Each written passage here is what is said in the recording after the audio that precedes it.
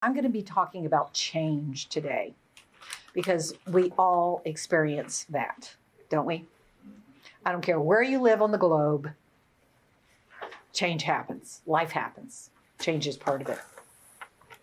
So the big takeaway here today is that your ability to change may be your only continual competitive advantage. Starting out, I want to talk about coming to America, and remember, America is a foreign country too. We forget about that. And this I call stranger in a strange land. Because all my clients are very private, you will never hear their name or their company name. It's because when they ask for help, they often don't even tell their spouses or anyone they worked for. It's very private. So John was about 49, just under 6 foot, good, strong Irish guy with an Irish brogue. I wish I could emulate it, but I can't. He was the COO of an auto manufacturer, and they were opening a plant in the Southeast. And he and his family had visited the United States many occasions. You know, they'd gone to Disney World, they'd seen New York, they'd gone to California, they'd gone here and there. But it was really the first time that he had ever been in the Southeast, as we might know it, right? And they were actually taking over a company that was already there and retooling it and getting this going. And he'd done things like this many times, and his company obviously had a lot of faith in him to pull this off. And they were very excited. His kids were off to college. He had 3 of them in college at once. And the added bonus he thought would be very helpful. So there were lots of positives, and he and his wife were very excited to come here.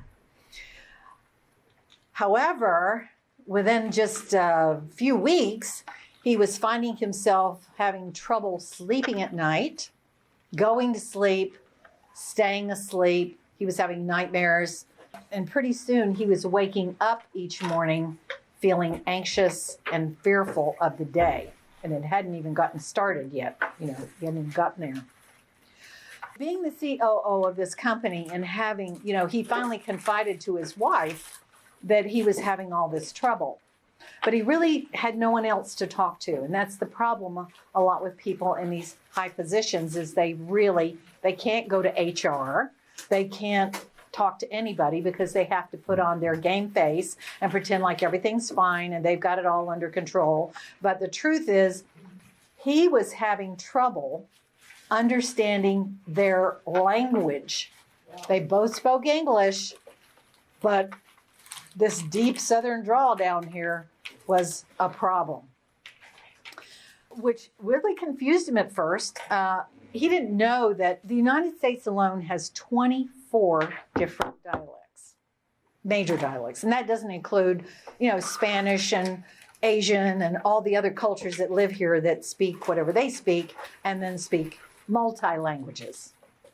He was having trouble communicating, and they could not understand him very well either because of his strong brogue. And he was using new words, just like the people he was trying to bring in to work with them. They had colloquialisms and they had different ways of talking that he just wasn't used to. He really, in retrospect, hadn't done his homework.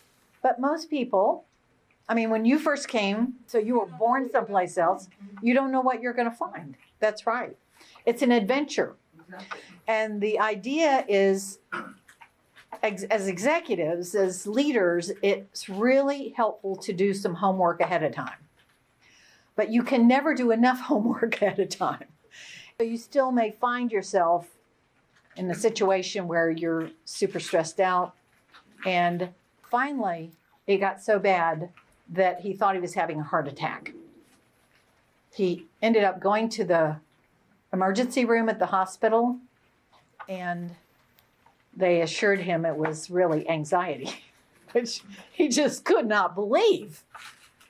I've never been anxious before. That doesn't make sense. See, he thought anxiety was having a panic attack, being totally out of control. No, when you look it up, and that's what most people think anxiety is. Like, I'll talk to these executives. I say, do you by any chance have anxiety? And they go, oh, no, I don't have anxiety. Even Harvard did a study, and they interviewed like 800 CEOs, and they all said that they hadn't had anxiety. 50% at least has been documented. 50% of all executives will have anxiety at some point. And really, anxiety is worry. That's what anxiety means. If you look it up in the dictionary, it's worry. But it's that loop. He found himself in this loop in his head, and he'd always been able to think his way out of things and move forward. But he was just stuck. He was stuck on this loop. So he found me, and we started working together, and kind of brought him up to speed because I read a lot of business books and try to stay on top of. Anybody listen to Trends? It's a really great thing, and it tells you the new things that are happening in the world of business. So I listen to that frequently or regularly. So I was bringing him up to speed about business in the United States in general, and more specifically, helped him understand people in the Southeast, because I was born in Jacksonville, Florida. And that's like South Georgia, isn't it? To tell you the truth. People think, oh, Florida, you're from like New York. And I'm like, no, wrong. Anyway, there was a difference in language, a difference in values, because he had come from an area where they had very strong work ethics. I mean, they were there to get it done until it was done. They believed in 5 o'clock and it's over here in this plant. So there was a disconnect there. And he had to sort of restructure. I worked with him about how could you get the job done and still respect what their needs were.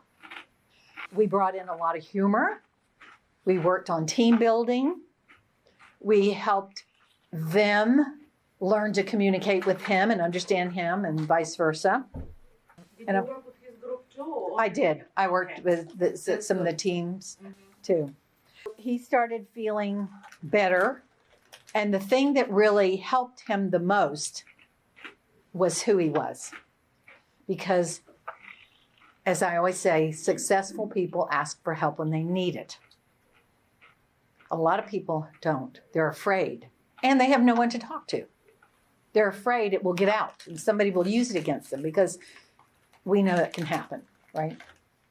So he was willing to take personal responsibility, right, for his side.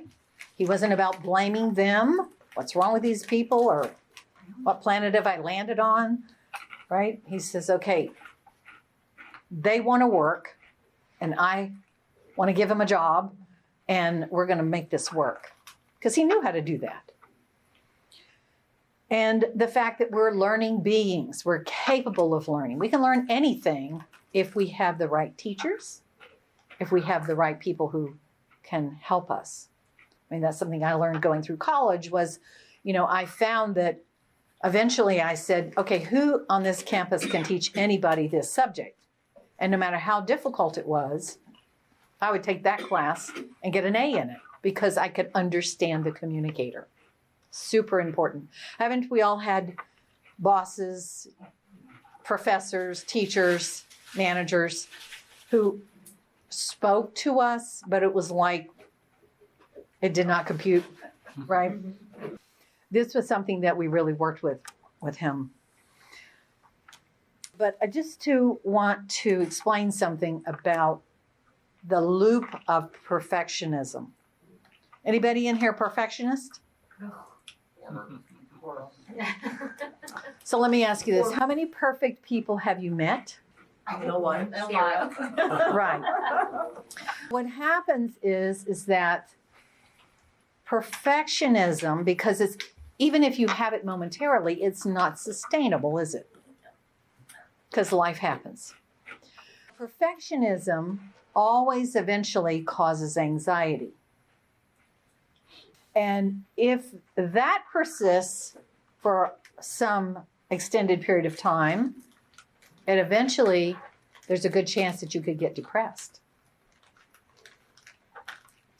69% of people who go to the doctor in the United States with some physical ailment reports that underneath that is depression. 69%. You think workers experience that? In addition to leaders, right? Education and perspective, working with John helped speed up his learning curve. By the time we got our work done, he looked 20 years younger than when I first met him. It was a wonderful experience. How long did it take you to work with him? I worked with him over about a 3-month period. Typically, how long does it take for you to work with the individual person or the group? It depends. Depends. This is not something I can answer. Okay, it's totally individual. Have you ever heard of Marcus Buckingham? He's the one that coined, people don't quit jobs, they quit the boss. Oh, yeah. That's I remember. You've heard that one That's before. true.